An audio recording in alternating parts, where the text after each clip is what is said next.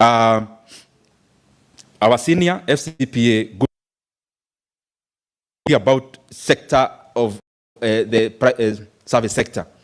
Service sector across many economies is always large because of the public service. Remember, when you are calculating GDP, what is also offered by government is also part of that. So education system in Kenya is predominantly public. Health sector is predominantly public.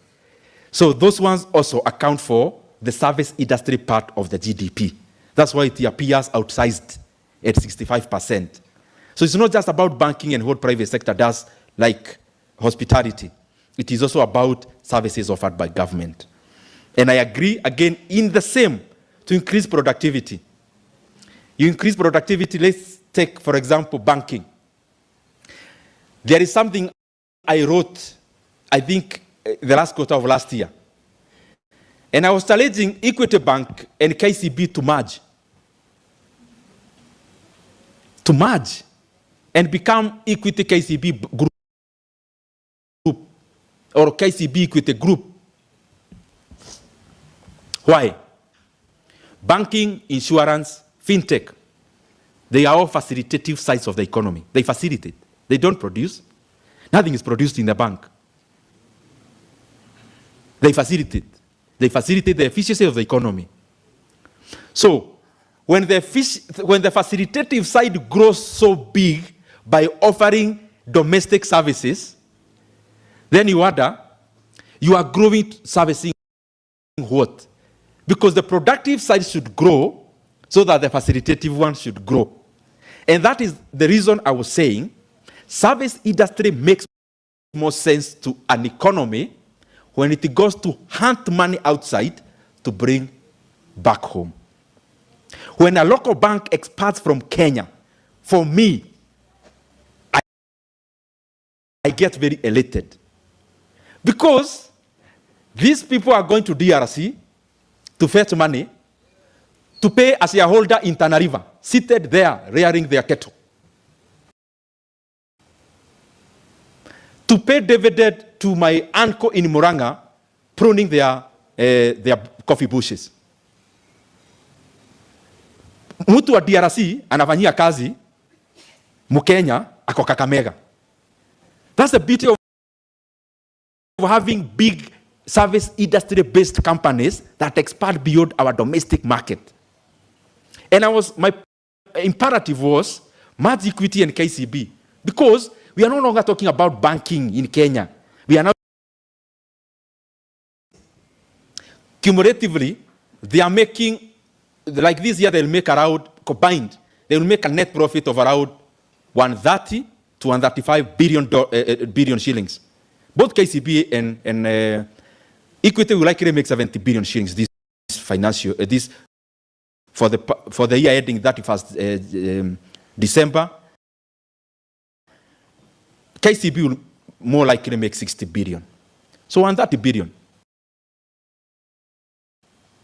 If they can merge, and out of conquering the other markets, they go to southern part of Africa, to western part of Africa, 350 billion.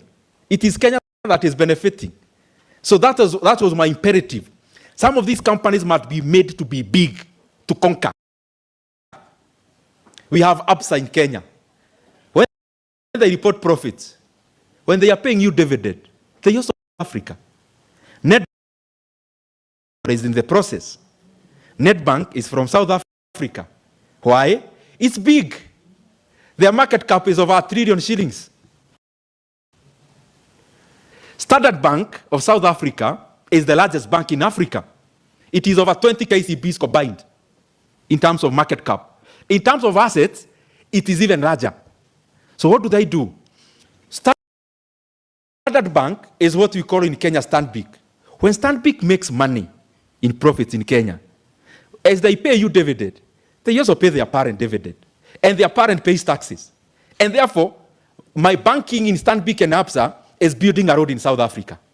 Why can't we make KCB, Equity Group, we combine a big entity like that, it goes to hunt for money in West Africa, it hunts for money even in Europe, When KCB, if the combined entity reports $500 million in profit, we are talking about corporate tax alone of over 150 billion shillings. That's the money to build maybe 20 kilometers of road in every constituency every year. That's how I look at it. Service leaders, right now you are chatting on whole Facebook, you are receiving money through PayPal, you are on Instagram pressing an ad. You know, sometimes I wonder, man. Sometimes I'm trying to sponsor something on Facebook, and Zuckerberg declines. He tells you, this company, we need to pay. We are reviewing for 24 hours. Can you imagine that kind of, in quote, arrogance? Because you made it so big, ati client anakuja kwa vizu na mwambia hata tuangalie kama tukuadmit kama client. That service industry. That guy you are paying, Zuckerberg, is paying taxes in the US. So you are here giving examples. Oh, economies of the US is so big. Hey, superpower. But who is making it a superpower? It is you with your phone here, because you are using an Apple phone. With Facebook as your primary app, Instagram, the other one, Signal, I don't know which one, Telegram, these other ones. So you are here, when you wake up in the morning, you are here literally putting money in the US government basket. That's service industry. We must have companies that go to fetch money to bring home. We scale using the global market.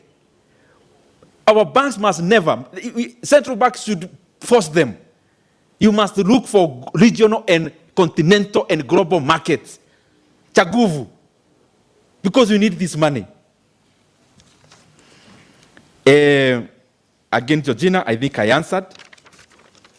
There is one that was asked through a question here by CPA Sabuni about tolling of roads and the issue of Mau Summit and what happens. This remains my opinion. In our region, there is no country, other country, that is doing the experiments we are doing of making public infrastructure expensive to use. And as I talk about capital flows, capitals are impersonal. When you have money, 10 billion, and you are a global investor,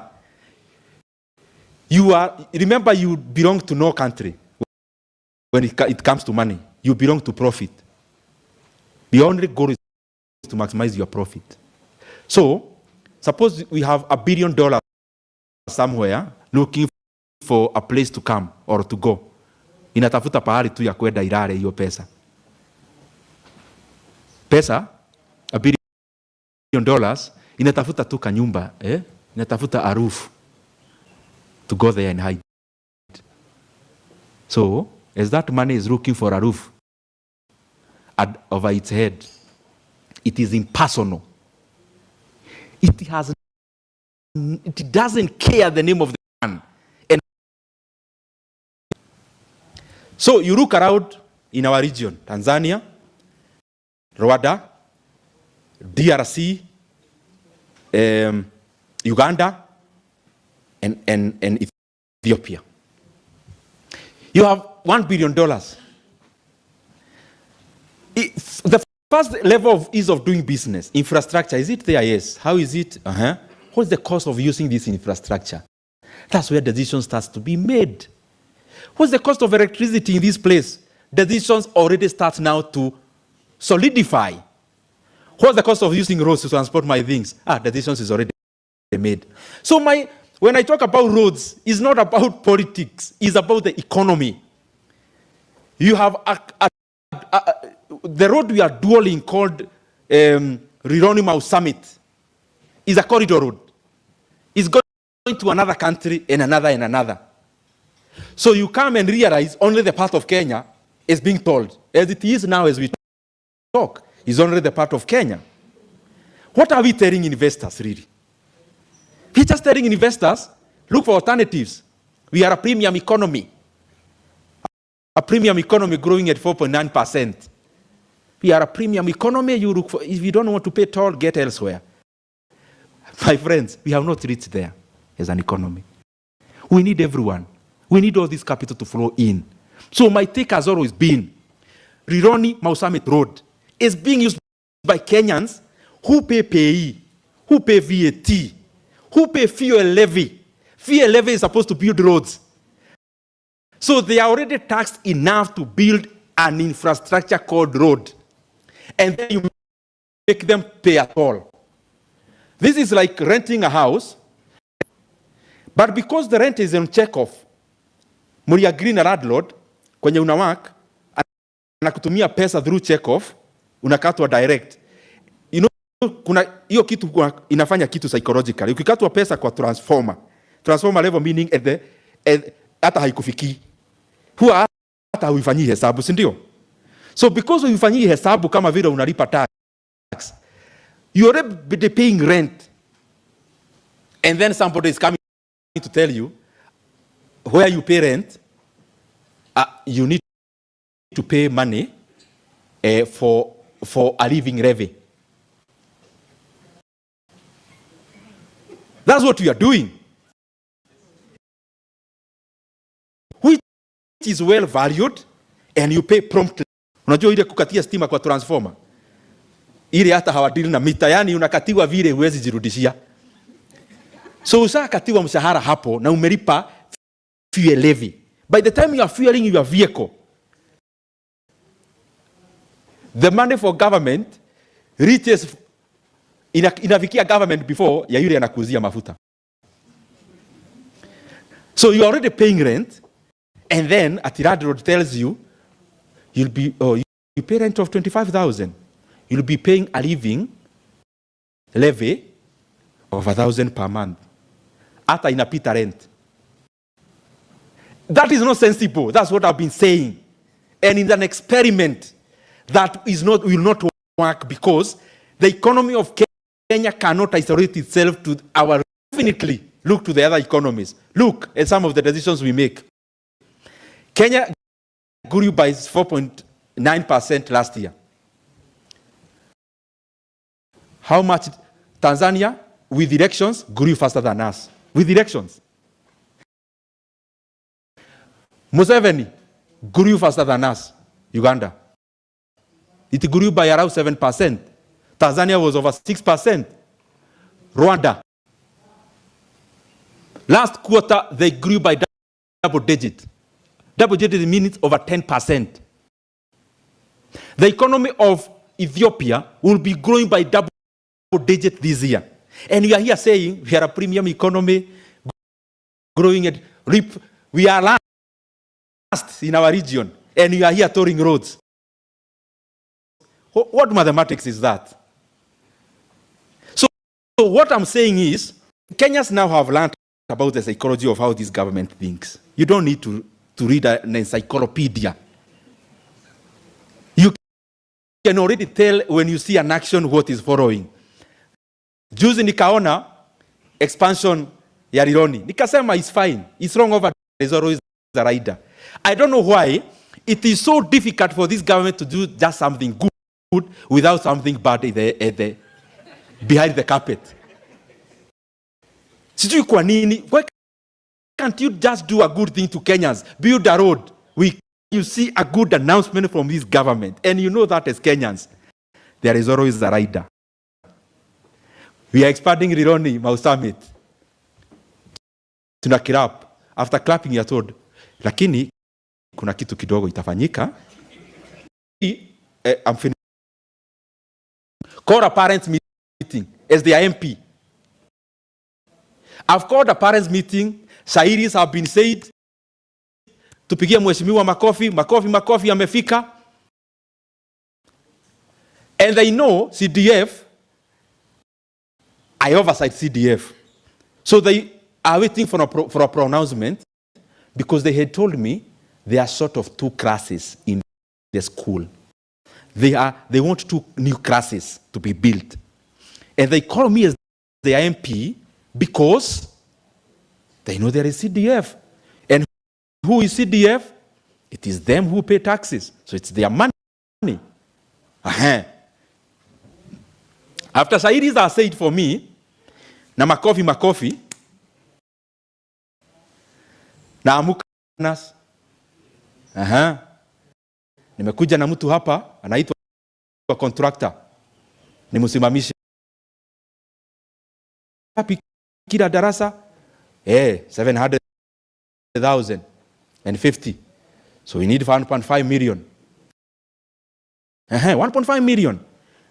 Very very good. Nimekuja. Huyu contractor atajenga hizi darasa na ataanza kesho. Na kwanza na point your contractor, wewe unapata imeisha.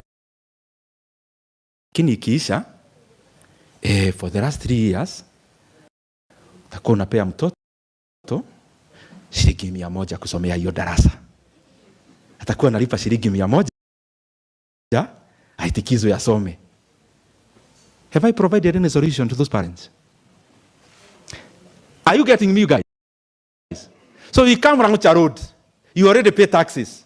We should build it for you. And then you are telling you, oh, you also need to pay for it. So that's why I'm saying the expansion of Mombasa Road, the expansion you are building, and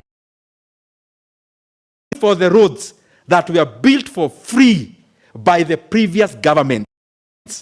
Those of the other governments had other mechanisms to use our taxes correctly, to use our borrowed monies correctly and optimally.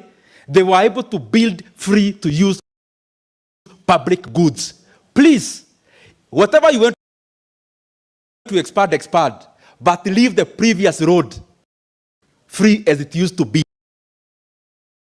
You have a choice to gorofa ati utoro mpaka hii ya chini ilijengwa hapo bereni.